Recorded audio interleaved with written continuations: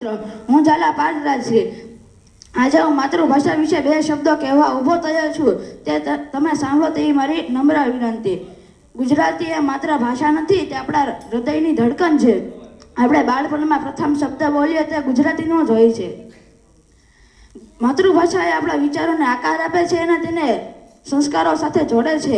મહાત્મા ગાંધી કહેતા કે માતૃભાષા વગર સાચું શિક્ષણ શક્ય જ નથી. આ પરથી આપણને યાદ આવે છે કે આપણને સાચું શિક્ષણ અને સાચું મૂલ્યાંકન મેળવવું હોય તો તેમાં માતૃભાષાનો ખૂબ જ મોટો ફાળો હોય છે.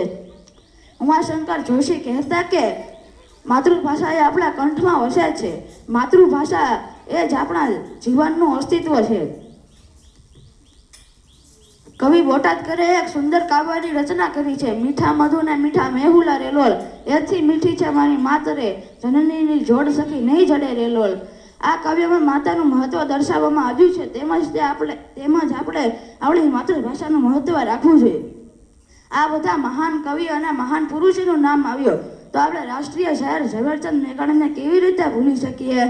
રાષ્ટ્રીય શાયર ઝવેરચંદ મેઘાણીએ ગુજરાતી ભાષાને ઘણા કાવ્ય, ઘણા મહાકાવ્ય, ઘણા ગીતો, ઘણા લોકગીતો, ઘણી કથાઓ, ઘણી નવલકથાઓ ગુજરાતી ભાષાને આપી છે. ગુજરાતી એ માત્ર ભાષા નથી, તેની ઘણી બોલીઓ પણ છે. ચરોતરી, સોરઠી, પટની અને સુરતી.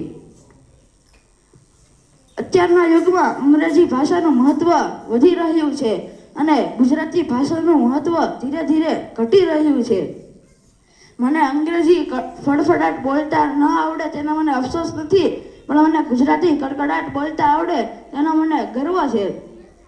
આજથી આપણે સૌ પ્રતિજ્ઞા લઈએ કે આપણે આપણી માતૃભાષાનું ગૌરવ વધારીશું અને ઘરે, શાળાએ, જે પણ સ્થળે હોય ત્યાં આપણે માત્ર માતૃભાષા જ બોલીશું અને આપણા વારસામાં આપણે માતૃભાષાને પ્રદાન કરીશું. આ બધું બોલ્યા પછી હું માત્ર એક જ વાક્ય કહું છું કે માતૃભાષા ગુજરાતી એ માત્ર ભાષા નથી, તે આપણું ગૌરવ, આપણા સંસ્કાર અને મારું સ્વાભિમાન છે. એક જ વાતથી ગજગજ ફૂલે મારી છાતી, હું અને મારી માતૃભાષા બંને છીએ ગુજરાતી. અસ્તુ.